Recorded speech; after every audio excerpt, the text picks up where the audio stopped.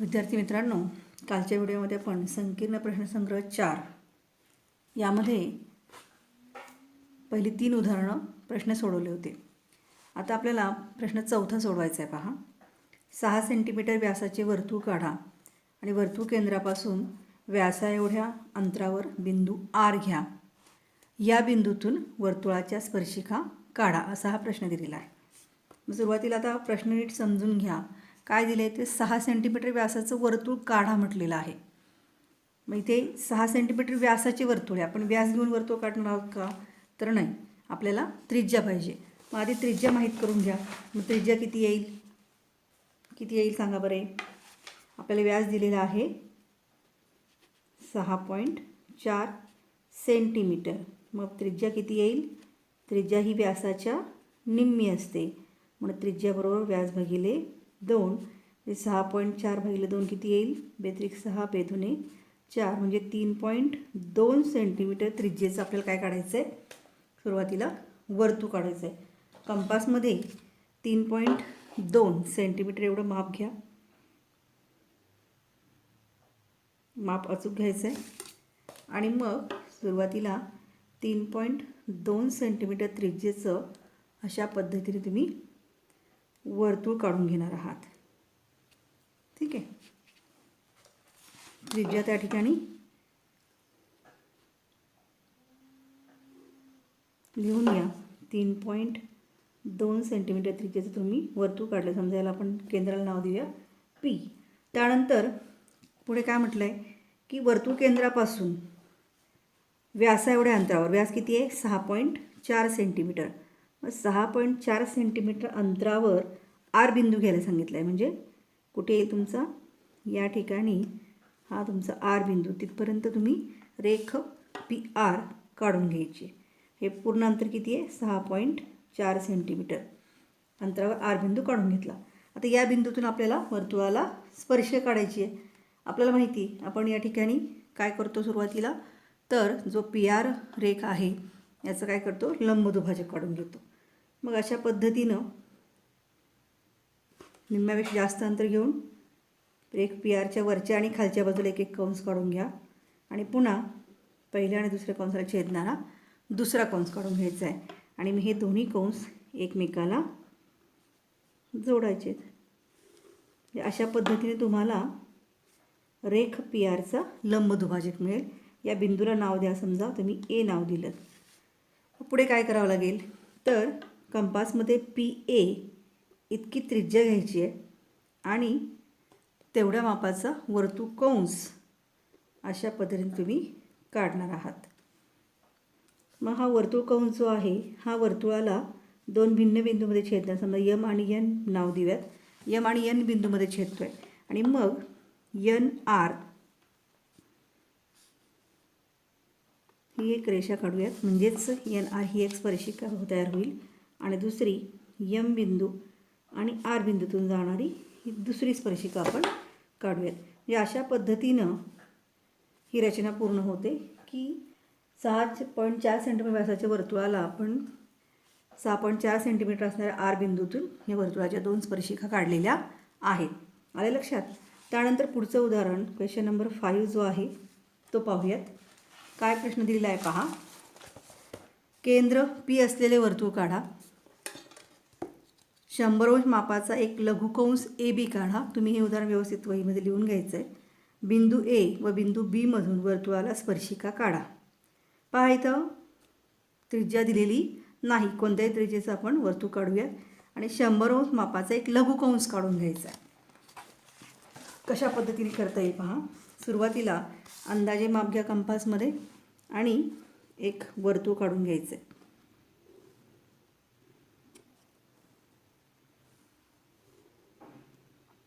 ठीक आहे. अंदाजे आपण या ठिकाणी एक वर्तुळ काढून घेतलेलं आहे. समजा ओ केंद्र असणार हे वर्तुळ आपण पी केंद्र असं पी दिलेलं नाही का? पी केंद्र असणार हे वर्तुळ काढले. आता आपल्याला लघुकंस काढायचा आहे. किती मापाचा काढायचा आहे?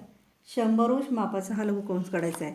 कशा पद्धतीने काढणार आहोत पहा. कोनमापकाच्या मदतीनं कोनमापक पी केंद्रावर अशा पद्धतीने ठेवायचं आहे आणि 100 अंशावर अशी खालच्या दिशेनं टिक मार्क करून घ्यायची आणि मग पी आणि 100 अंशावर तुम्ही केलेली खूण जी आहे त्यातून जाणारं एक किरण अशा पद्धतीनं काढून घ्यायचं आहे. ठीक आहे. आणि इथं वर्तुळा जिथं तो छेदतो आहे त्याला समजा आपण नाव देऊयात ए बिंदू. आणि ही जी त्रिज्या आपण काढलेली आहे ही अशीच बाजू थोडीशी पुढे वाढवूयात. इथे या बिंदूला नाव देऊयात बी. म्हणजे हा तुमचा लघुकंस 100 अंश मापाचा त्या ठिकाणी तयार होईल. ठीक आहे. आता आपल्याला काय सांगितलं आहे पुढे की बिंदू ए आणि बी मधून वर्तुळाला स्पर्शिका काढायच्यात. म्हणजे पुन्हा आपण चौथा प्रश्न जसा सोडवला आहे त्या पद्धतीने आपण पुन्हा जाणार आहोत. जो पहिली रचना आपण सोडवली होती की दिलेल्या वर्तुळावर बिंदूतून स्पर्शिका काढणे. तर अशा पद्धतीनं बी केंद्र म्हणायचं आहे. दोन्ही बाजूला बी बिंदूच्या दोन्ही बाजूला समान अंतरावर कंस घ्यायचा आहे आणि मग त्याचा लंबदुभाजक काढून घ्यायचा आहे. मग कशा पद्धतीने रचना करतो आपल्याला माहितीच आहे. आणि त्या दोन कंसांमधून जाणारी रेषा म्हणजेच ती वर्तुळाला बी बिंदूमधून स्पर्श करून जाईल अशा पद्धतीने रेषा यल ही स्पर्शिका बी बिंदूतून आपल्याला काढता आली. आता पुन्हा इथे आपण ए बिंदूतून काढणार आहोत. तीच कृती पुन्हा करायची आहे. समान अंतर घ्यायचं आहे आणि ए बिंदूच्या दोन्ही बाजूंना अशा पद्धतीने कंस काढायचा आहे. ठीक आहे. पण निम्म्यापेक्षा जास्त अंतर घ्या आणि पुन्हा पी एच्या वरच्या आणि खालच्या बाजूला अशा पद्धतीने कंस करायचा आहे. पुन्हा दुसऱ्या बाजूनं पहिल्या कंसाला छेदणारे दुसरे कंस करून घ्यायचे आणि मग हे दोन्ही कंस एकमेकाला ज्या बिंदूने छेदत आहेत ते दोन्ही बिंदू जोडून घ्यायचे आहेत आणि ते निश्चितपणे काय होणार आहेत तर ए बिंदूतून ती रेषा जाणार आहे. पहा अशा पद्धतीनं आपण एक कोणत्याही मापाचं वर्तुळ काढलं त्यामध्ये 100 अंश मापाचा लघुकंस काढला आणि मग बी आणि ए बिंदू यामधून जाणाऱ्या दोन स्पर्शिका वर्तुळाला आपण काढलेल्या आहेत. आले लक्षात तुमच्या. त्यानंतर पुढचा जो प्रश्न आहे प्रश्न क्रमांक 6 पुन्हा पुस्तकामध्ये पहा व्यवस्थित तुम्ही लिहून घ्यायचा आहे. तो काय प्रश्न 6वा. केंद्र ई असलेले 3.4 सेंटीमीटर त्रिज्येचे वर्तुळ काढा. वर्तुळावर एफ बिंदू घ्या. बिंदू ए असा घ्या की एफ ए यांच्यामध्ये दरम्यानता असेल. म्हणजेच ई आणि एच्यामध्ये एफ बिंदू असेल आणि एफ एची लांबी किती असेल 4.1 सेंटीमीटर. मग बिंदू एमधून वर्तुळाला स्पर्शिका काढा. पहा इथे ए बिंदूचं वर्तुळ केंद्रापासूनचं डायरेक्ट अंतर दिलेलं नाही. मग ते किती असेल ते कसं करायचं बघा. सुरुवातीला आपण काय करणार आहे नेहमीप्रमाणे त्रिज्या दिलेली आहे वर्तुळाची. प्रश्न क्रमांक 6 इथे सोडूयात आपण. पहा त्या ठिकाणी 3.4 सेंटीमीटर त्रिज्या कंपासमध्ये घ्या आणि 3.4 सेंटीमीटर त्रिज्येचं वर्तुळ काढून घ्यायचं आहे. ठीक आहे. 3.4 सेंटीमीटर त्रिज्या ते लगेच नोंदवून टाका. 3.4 सेंटीमीटर त्रिज्या ई केंद्र असणारे हे वर्तुळ आहे. बरोबर. आता त्यांनी काय सांगितलं आहे की वर्तुळावर एफ बिंदू घ्या. समजा आपण इथेच एफ बिंदू घेऊयात. ठीक आहे. आणि ई एफ हे अंतर झालं आपलं 3.4 सेंटीमीटर. त्यांनी पुढे सांगितलं की ई एफ ए. आता ही ई एफ रेषा अशीच आपण पुढे वाढूयात कारण ई एफ ए असे 3 बिंदू घ्यायचे एक रेषीय. मग एफ एचं अंतर तिथे किती दिलं आहे 4.1. मग एफपासून 4.1 अंतरावर तुम्ही कोणता बिंदू घेणार आहात तर ए बिंदू या ठिकाणी तुम्हाला घ्यायचा आहे. म्हणजे हे किती अंतर झालं एफ ए 4.1 सेंटीमीटर. म्हणजे हे टोटल अंतर जे आहे तुमचं किती होईल 7.5 सेंटीमीटर अंतरावर आपल्याला हा ए बिंदू घ्यायचा आहे. आता पुढे काय दिलं आहे की ह्या ए बिंदूमधून वर्तुळाला स्पर्शिका काढायची. मग नेहमीप्रमाणे आपण काय करणार तर हा जो ई ए रेषाखंड आपल्याला मिळाला आहे त्याचा काय काढायचा लंब दुभाजक. म्हणजेच मग कृती करा. निम्म्यापेक्षा जास्त अंतर घेऊन रेख ई एच्या वरच्या आणि खालच्या बाजूला एक कंस काढा. पुन्हा ए केंद्र म्हणून पहिल्या आणि दुसऱ्या कंसाला छेदणारा दुसरा कंस हे दोन्ही कंसाचे छेदनबिंदू एकमेकाला जोडायचे म्हणजे आपल्याला काय मिळेल तर रेख ईएचा लंबदुभाजक मिळेल. ठीक आहे. मग आपण त्याला समजा नाव देऊयात ओ. मग ओ ई इतकी त्रिज्या कंपासमध्ये घ्यायची आहे आणि पुढे काय करायचं आहे तर वर्तुळावर असा वर्तुळकंस जो ईमधून जाईल अशा पद्धतीनं काढायचा आहे. म्हणजे आपल्याला दोन वर्तुळाला स्पर्श करणारे बिंदू छेदणारे बिंदू मिळतील. त्यांना नाव देऊयात आपण समजा बी आणि सी. आणि मग ए आणि सी बिंदू जोडायचा आहे. म्हणजे ही एक आपल्याला वर्तुळाला ए बिंदूतून जाणारी स्पर्शिका मिळेल आणि दुसरी बी आणि ए बिंदू जोडल्यानंतर बी बिंदूतून जाणारी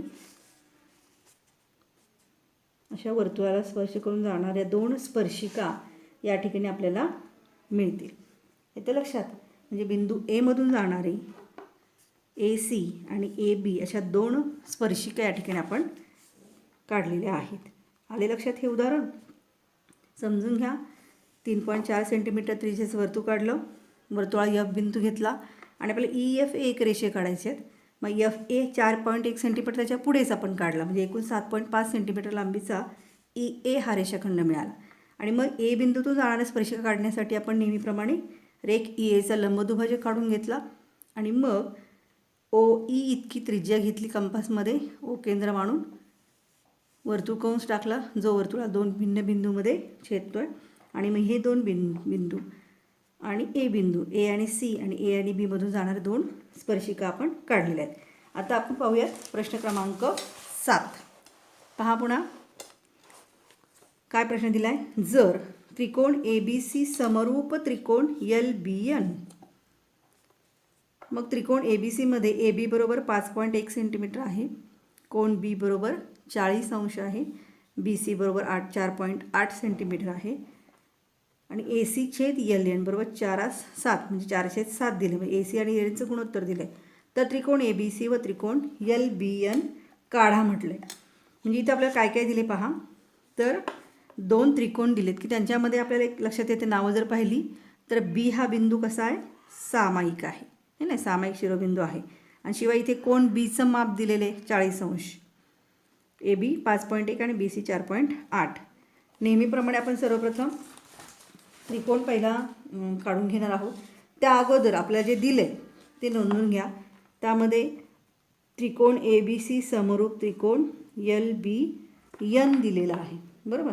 आणि म्हणून मग आपण काय घेऊ शकतो की ए बी छेद एल बी बरोबर बी सी छेद बी एन बरोबर ए सी छेद एल एन. आणि आपल्याला ए सी छेद एल एनचं गुणोत्तर दिले 4/7 बरोबर आहे. म्हणजे आपण ए बी छेद एल बी बरोबर सुद्धा 4/7 घेऊ शकतो, बी सी छेद बी एन बरोबर सुद्धा 4/7 आपण घेऊ शकतो. ठीक आहे. मग त्यानंतर पुढे आपल्याला काय करायचं आहे तर सुरुवातीला त्रिकोण ए बी सी काढून घ्यायचा आहे. मग त्यासाठी आपण पहिल्यांदा जी मोठी बाजू दिलेली आहे ती काढून घेणार. म्हणजे ए बी किती दिलेली पहा उदाहरणामध्ये 5.1 आणि बी सी 4.8 आहे. मग ए बी 5.1 सेंटीमीटर त्रिकोणाची मोठी बाजू सुरुवातीला काढून घ्यायची आहे. मग आपण घेऊयात पहा ए बी 5.1 सेंटीमीटर. ठीक आहे. आणि ही बाजू अशीच काढल्यानंतर पुढे थोडी वाढवायची. बी बिंदू सामायिक आहे म्हणून बी ए असं आपण नाव देणार आहोत. मग त्या ठिकाणी ए बीचं माप नोंदवा 5.1 सेंटीमीटर. त्यानंतर आपल्याला कोण बीचं माप किती दिलेलं आहे तर कोण बी दिलेला आहे 40 अंश बरोबर आहे. मग आपण 40 अंशाचा कोण काढून घेऊयात. पहा बीवर बरोबर या ठिकाणी कोण मापक व्यवस्थित ठेवायचं आहे आणि 40 अंशाचा लघुकोन आपण इथं काढून घेऊयात. आणि हा जो किरण काढतो आपण कोणाची बाजू ही थोडीशी मोठी काढायची. ठीक आहे. याला नाव देऊया. मापाचं माप किती आहे ते लिहूया 40 अंश. आपण माप नोंदवले. आता पुढे आपल्याला बाजू बी सी दिलेली आहे 4.8 सेंटीमीटर. कंपासमध्ये त्या ठिकाणी 4.8 इतकं माप घ्यायचं आहे आणि आता जो आपण 40 अंशाचा किरण काढला त्यावर कंस काढून घ्यायचा आहे. माप नोंदवून टाकायचं लगेच 4.8 सेंटीमीटर. आणि मग हा कंस आणि हा किरणांचं छेदनबिंदू नाव द्या सी आणि बिंदू सी आणि ए जोडायचा आहे. म्हणजे हा पहिला त्रिकोण आपल्याला मिळाला त्रिकोण ABC. आता इथे गुणोत्तर 4:7 दिले. 4 ही संख्या 7पेक्षा लहान आहे.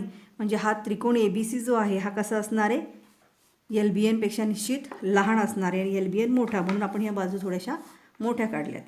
आता पुढे आपल्याला काय करायचं आहे, तर त्रिकोण LBN काढण्यासाठी सामायिक शिरोबिंदू आहे. म्हणजे मग आपल्याला काय करावं लागेल बघा, तर ABच्या खालच्या बाजूला अशा पद्धतीनं तुम्ही एक किरण काढून घ्या.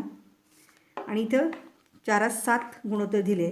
मग आपल्याला 7 भाग या ठिकाणी विशिष्ट माप कंपासमध्ये घ्यायचं आहे आणि या किरणाचे 7 भाग करून घ्यायचे आहेत. पहा कशा पद्धतीनं 1 2 3 4 5 6 आणि 7 समान अंतरावर घ्यायचे, माप बदलायचं नाही. त्याला कोणतंही नाव देऊ शकता, XYZ कुठलंही, A to Z अक्षरं जी आहेत कुठलेही त्यातली नावं द्या. B1 B2 B3 B4 B5 B6 B7. 7 भाग आहेत म्हणून 7 घ्यायचे. आता जो चौथा भाग आहे B4 आणि A एकमेकाला जोडायचे. ठीक आहे. आता काय करणार, आपल्याला L बिंदू घ्यायचा आहे. ह्याच्यावर L बिंदू आला पाहिजे. त्यासाठी काय कृती करायची पहा, कंपासमध्ये अंदाजे माप घ्या. B4 केंद्र म्हणायचं आहे. B4वर लोखंडी टोक ठेवून अशा पद्धतीने एक कंस काढून घ्यायचा आहे.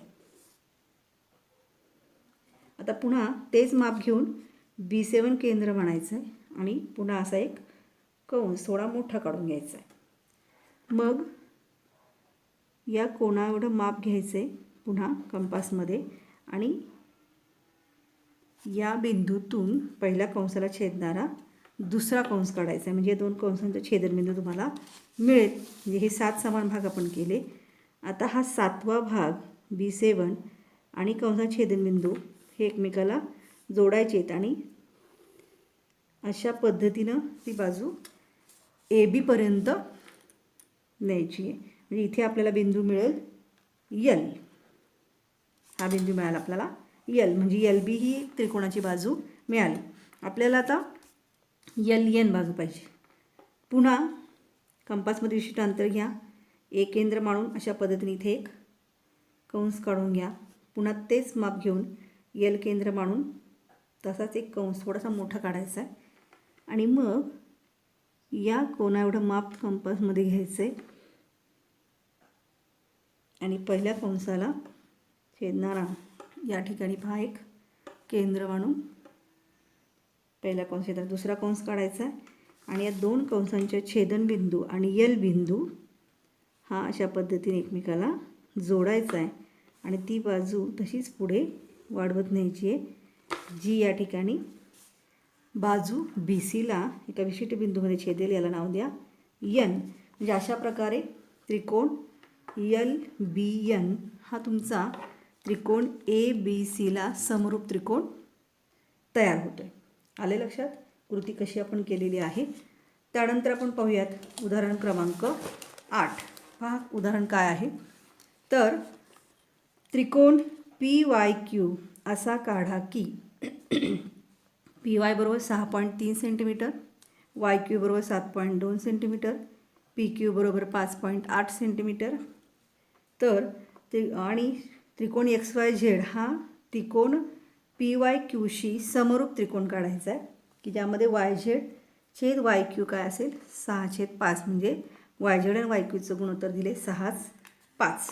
पुन्हा आपण वर जसा रचना केलेली आहे त्याच पद्धतीची रचना आपल्याला इथे पुन्हा करायची आहे. याही अगोदर आपण अशा पद्धतीच्या रचना केलेल्या होत्या. ठीक आहे, आपण ही रचना आता पुढच्या पानावर बघूयात. शेवटचा प्रश्न आहे प्रश्न क्रमांक 8.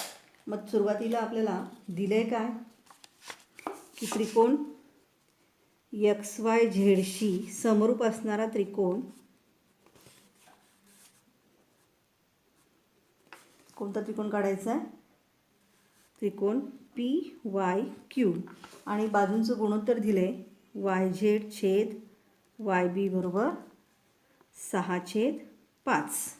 ठीक आहे. मग आता या ठिकाणी आपल्याला दिले काय काय, तर YQचं माप दिले 7.2 सेंटीमीटर, PQ 5.8 सेंटीमीटर दिलं आहे.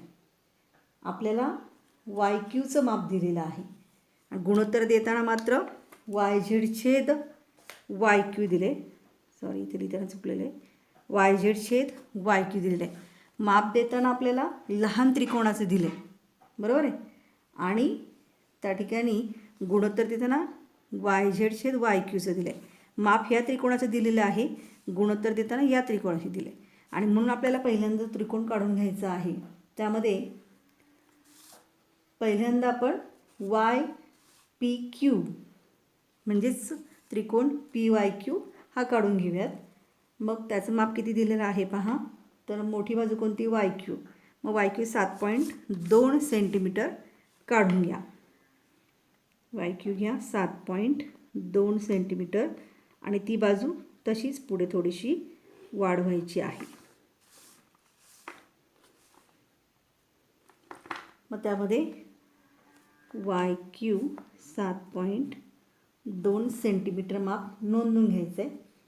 त्यानंतर त्या ठिकाणी PYचं माप किती दिलेलं आहे पहा, 6.3 सेंटीमीटर. कंपासमध्ये 6.3 सेंटीमीटर इतकं माप घ्यायचं आहे आणि Y बिंदू मानून YQच्या वरच्या बाजूला या ठिकाणी एक कंस टाकून घ्यायचा आहे. ठीक आहे. त्यानंतर PQचं माप किती दिलं आहे, 5.8 सेंटीमीटर. पहा, पुन्हा व्यवस्थित अचूक माप घ्या. 5.8 सेंटीमीटर घेतलं आणि Q बिंदूवरून पहिल्या कंसाला छेदणारा दुसरा कंस काढला. या दोन्हीच्या छेदबिंदू नाव दिलं P आणि मग त्रिकोणाची बाजू PQ म्हणजे रेख PQ काढून घेतला. तसंच रेख PY म्हणजे हा त्रिकोण PYQ तयार झाला. PYचं माप नोंदवून टाका लगेच, 6.3 सेंटीमीटर. त्यानंतर PQ आहे 5.8 सेंटीमीटर. आता आपल्याला हा PYQ त्रिकोण काढून झाला. ठीक आहे. आता आपल्याला XYZ हा त्रिकोण काढायचा आहे. मग मगाशी आपण जशी कृती केली तशीच कृती करूयात, की त्या ठिकाणी आपल्याला Y बिंदूतून रेख YQच्या खालच्या बाजूला एक किरण काढून घ्या आणि गुणोत्तर जी दिलं आहे 6/5. मग काय करायचे, किती भाग करावे लागतील, तर 6 भाग करून घ्या. 1 2 3 4 5 आणि 6 समान अंतरावर हे करायचे. याला कोणतीही नावं देऊ शकता तुम्ही पाहिजे ते. त्याला जाऊन समजा याला ठिकाणी मी आता नाव देते P1, इथे P आहे नाही का, R1 देऊयात. कोणतेही नाव देऊ शकता, R1, R2, R3, R4, R5 आणि R6. मग आता यामध्ये लहान संख्या कोणती आहे, 5. YQशी संबंधित 5 आहे म्हणून R5 आणि Q बिंदू जोडून घ्यायचा आहे. अचूकता तुमच्या कामामध्ये असली पाहिजे. मग मगाशी केल्याप्रमाणे पुन्हा विशिष्ट अंतर कंपासमध्ये घेऊन या ठिकाणी एक कंस टाका. तेवढ्याच मापाचा R6 केंद्र मानून पुन्हा एक कंस टाकून घ्या. माप बदलायचं नाही. मग जेवढा मापाचा कंस तुम्ही टाकला त्याचं माप मोजून घ्या आणि पहिल्या कंसाला छेदणारा दुसरा कंस काढून घ्यायचा आहे.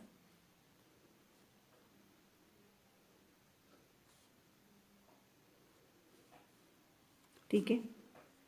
आणि मग दोन्ही कंसात छेदनबिंदू आणि R6 हे जोडायचे आणि तशी ती रेषा वरच्या बाजूने न्यायची आहे, जी YQला एका बिंदूमध्ये छेदेल. त्या बिंदूला नाव द्या Z. म्हणजे आपल्याला दुसऱ्या त्रिकोणाची YZ बाजू मिळाली. आता आपल्याला पुढची बाजू पाहिजे, त्यासाठी PY सुद्धा थोडीशी मोठी करा. मग आता आपण XZ बाजू आपल्याला काढायची, बरोबर. आता पुन्हा कंपासमध्ये विशिष्ट अंतर घ्यायचं आहे आणि Q केंद्र मानून इथे एक कंस काढून घ्या. त्याच मापाचा Z बिंदू घेऊन कंस काढून घ्या. तो थोडा मोठा काढायचा आहे. मग या कंसाच्या मापा एवढं अंतर कंपासमध्ये घेऊन अशा पद्धतीनं पहिल्या कंसाला छेदणारा दुसरा कंस आणि मग त्या कंसात छेदनबिंदू आणि झेडबिंदू एकमेकाला जोडायचे आणि ती रेषा तशीच पुढे वाढवत न्यायची आहे जी त्रिकोणाची बाजू पी वाय जी आपण वाढवली आहे त्याला विशिष्ट बिंदूमध्ये छेदेल, त्याला नाव द्या एक्स. आणि मग अशा पद्धतीने तुम्हाला त्रिकोण एक्स झेड वाय म्हणजेच त्रिकोण एक्स वाय झेड हा त्रिकोण पी वाय क्यूशी समरूप असणारा त्रिकोण या ठिकाणी मिळेल. पहा अशा पद्धतीने आपण हा संकीर्ण प्रश्नसंघ 4 जो आहे, कालच्या व्हिडिओमध्ये काही उदाहरणं आपण पाहिली होती आणि आज आपण ही उरलेली उदाहरणं अभ्यासलेली आहेत. तर अशा पद्धतीने तुम्ही ही सर्व उदाहरणं व्यवस्थित समजून घ्या आणि तुमच्या वहीमध्ये व्यवस्थित सोडवा आणि त्याचा सराव करा. धन्यवाद.